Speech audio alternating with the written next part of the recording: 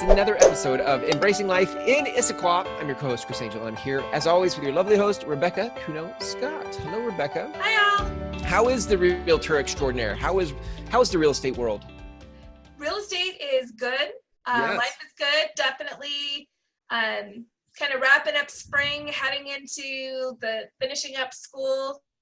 Right? Yeah, big time. It's definitely a busy season for me, and I'm sure for a lot of people out there watching. It's that kind of crazy wrap up end of the school year time of year. I love it. Yeah, it's so good. I know. I think people, a lot of people plan, I feel like, selling their house around like when school's out and summer's there, we can make a move. Like a lot of that stuff starts to happen. Yes, definitely. A lot of people like to hit the market end of May, beginning of June, so that they can, it adds to the craziness, but then it allows them to have the summer to make that transition. So to breathe. Definitely seeing that happening. So totally. If anybody's thinking about that and wants a local's opinion, feel free to reach out on that. Right. Yes. But I wanted to talk about Father's Day because it's coming up. Here it comes. Yeah. Yeah. What do you guys do? Do you have any traditions or? Yeah. So we have kind of a fun tradition that is local to Issaquah. And so I kind of wanted to share it because one of the things I love about Issaquah, having lived here for the better part of 15 years at this point. Yeah. Is I love the small town community feel that it has. And yet it's so close to downtown Bellevue, which is really becoming a metropolis now. It's down close to downtown Seattle, which definitely is metropolis. So you kind of get this nice balance of small town feel with access to bigger things when and if you want it. Yeah. And one of the things I think Issaquah does really well is community kind of festivals and carnivals and things like that throughout the year. So in the fall, there's Salmon Days, which is the first weekend in October.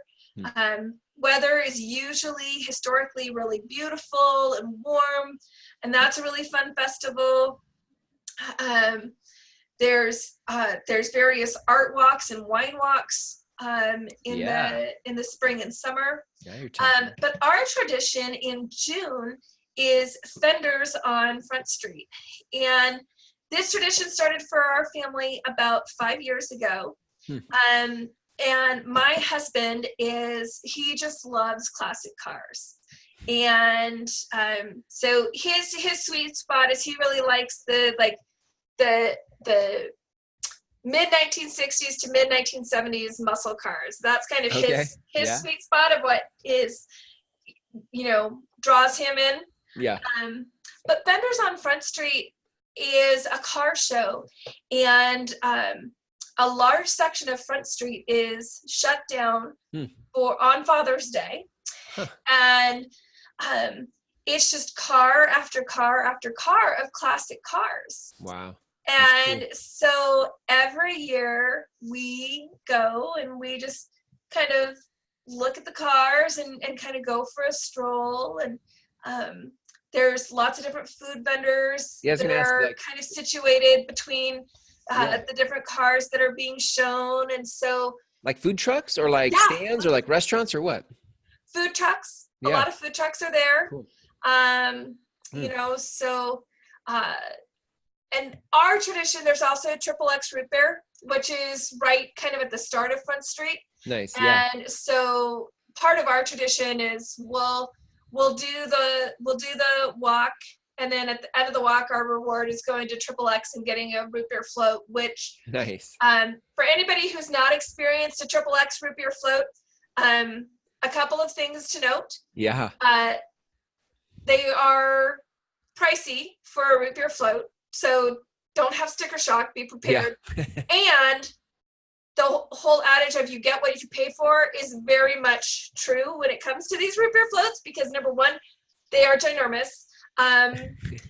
Unless you have a stomach the size of a woolly mammoth, I would not get the large. Right. Yeah. The regular is totally sufficient. But it's their own special brew of root beer that they've been making for I don't even know how long. And it is ice cold.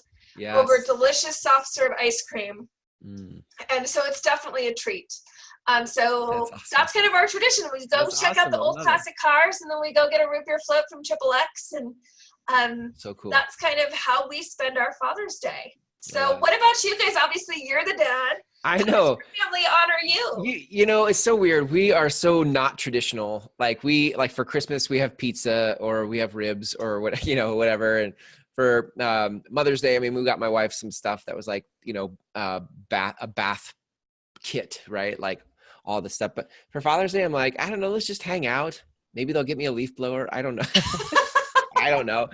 We hang out as a family every weekend. So like, we don't, it's as much of a romantic as I am, like we're just very not romantic about some holidays, which is really weird. So I don't mean to be a Scrooge or a bah humbug.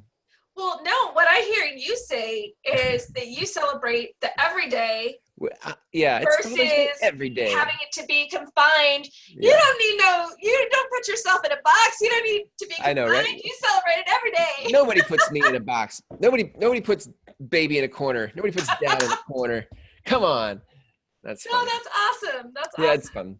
We like to do stuff. Like we like to go to the lake, and we like to go to but it's not on any particular holiday. But I do like the thing about tradition. Like, Christmas is always a fun time for tradition. I do like that. There are some things I like. And so when you find one that you really like, and we just haven't found one, but when you find one that you really like you guys have, it's memories in the making.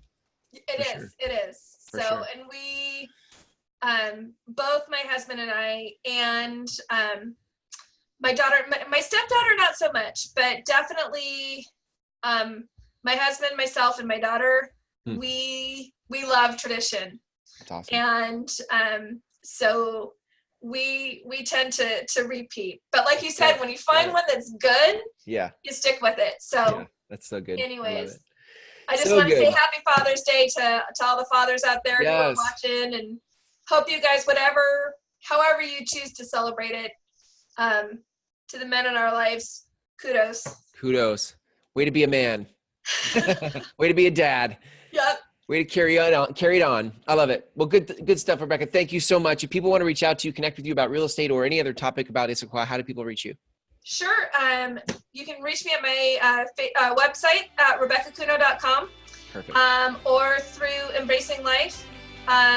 You can connect with me there, or give me a call or text at 425-395-4573. Awesome. Good stuff. Thanks, Rebecca. Good episode today. We'll catch you next time. Until then, take care. Have a great Father's Day. All right. Yep.